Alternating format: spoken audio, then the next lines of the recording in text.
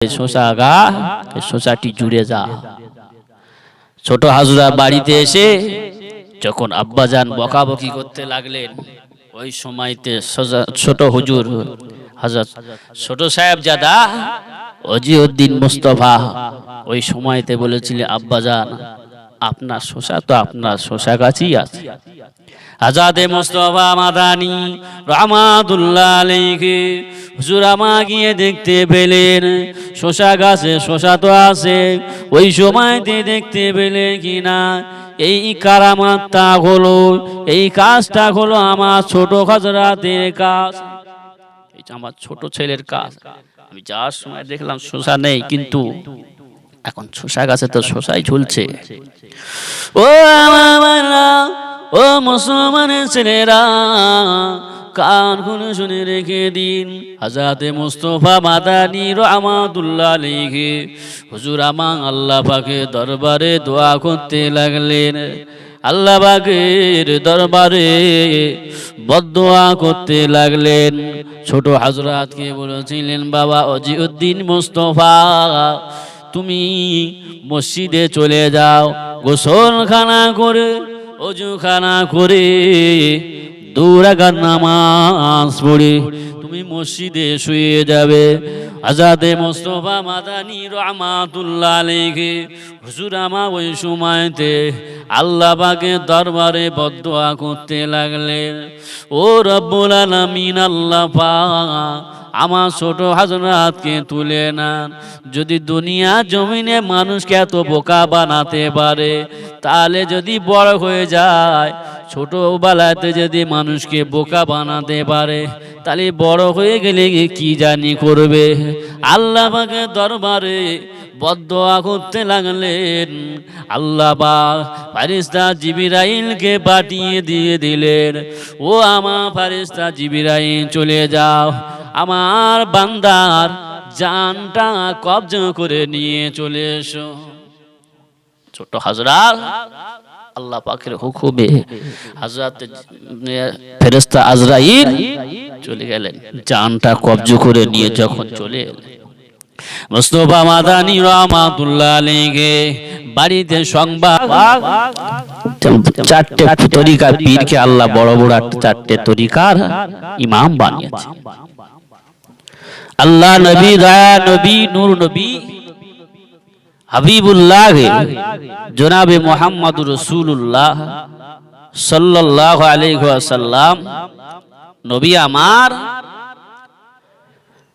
আরাফার ময়দানে বিদায়ী ভাষণ দেওয়ার সময় বলেছিল, আল আকমালতু লাকুম দীনাকুম ওয়া আতমামতু আলাইকুম নি'মাতি ওয়া রাদিতু লাকুমুল ইসলাম দীনা। আল্লাহ নবী বললেন, বাবা সাহাবারা,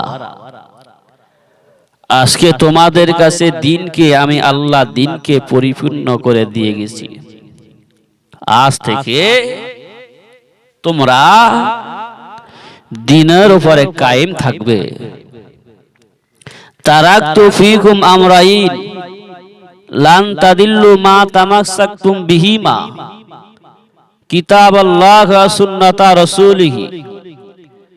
বিশ্ব নবী যখন আরাফার ময়দানে সাহাবার উদ্দেশ্যে ভাষণ দিতে লাগলেন, ওই সময়তে উটের কুস্তা ও উটের পিঠটা এখন নয়ে যাচ্ছে। সাহাবায়ে কেরামেরা মনে করলেন, আল্লাহ নবীর কাছে যখন ওহী নাজিল হতো, ওই সময়তে আল্লাহ নবীর গায়ের ঘামতে জামাটা ভিজে যেত। আল্লাহ নবীর পাসিনাতে গায়ের ঘামেতে জামাটা ভিজে যেত, উটের পিঠটা নয়ে যাচ্ছে। আল্লাহ নবীর সাহাবীরা মনে করলেন, আল্লাহ নবীর উপর ওহী নাজিল হচ্ছে। যখন বিশ্ব নবী বিদায়ী ভাষণ দিয়েছিলেন, ওই সময়তে সাহাবায়ে কেরামরা বুঝতে পারলেন যে আজকে আমাদের কাছে দিন পরিপূর্ণ হয়ে যা মানে রাসূলুল্লাহ আমাদের কাছে আর থাকবেন না, রাসূলুল্লাহ আমাদের কাছ থেকে বিদায় নিয়ে চলে যাবেন, পর্দা নিয়ে চলে যাবেন।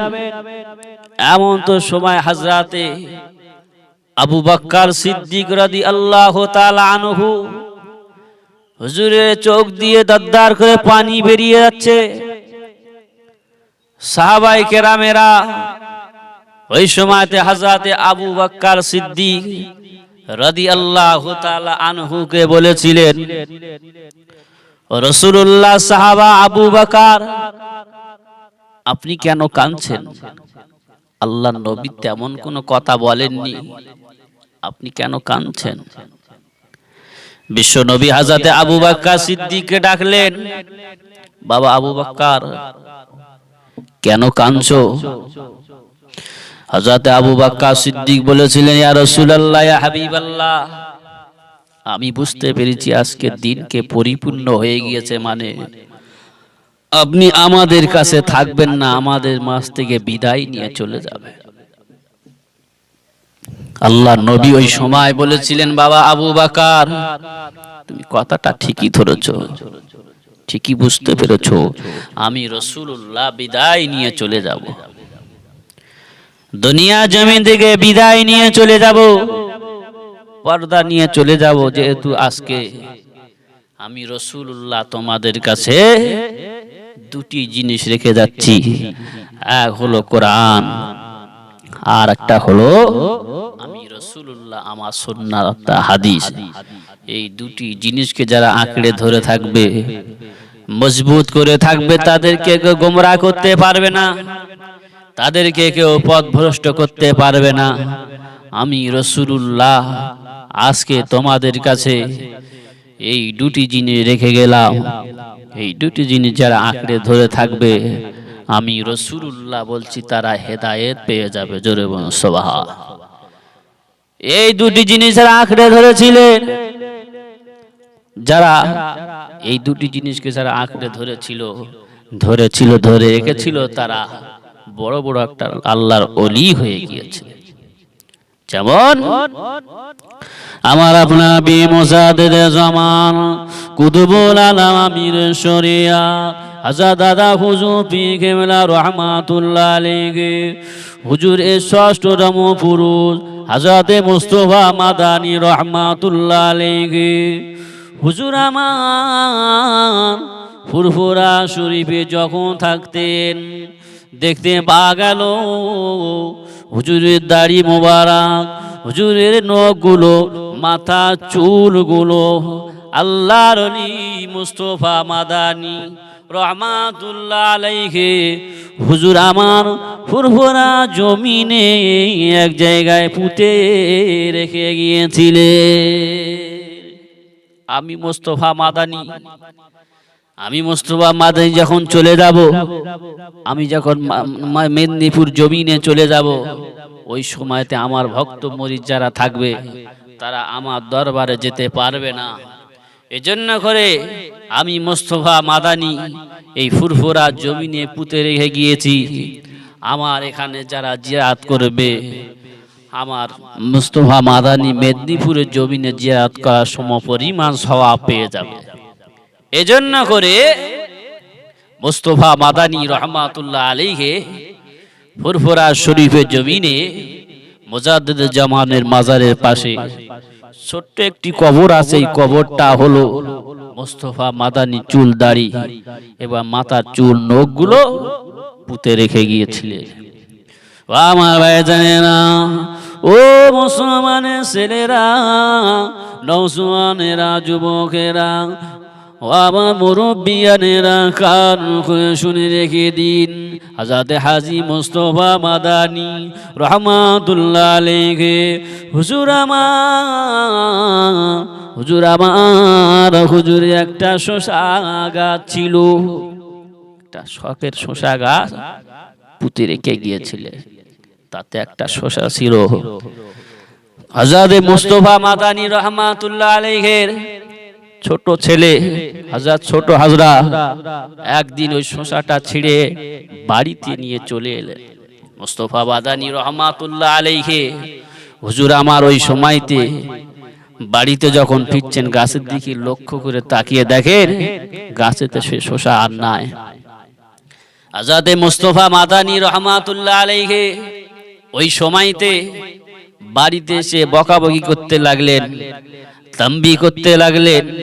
ছোট হযরত বুঝতে পেরে গিয়েছে যে আমার আব্বাজানের শখে শোষাগা, সেই শোষাটা আমি ছিঁড়ে নিয়েছি। ওই সময়তে মোস্তফা মাদানী রহমাতুল্লাহ আলাইহি ওই সময়তে যখন বকাবকি করলেন, ছোট হাজরা ভয়েতে ছুটে গিয়ে শোষা গাছে নিয়ে শোষাটা বলেছিল আল্লাহর হুকুমে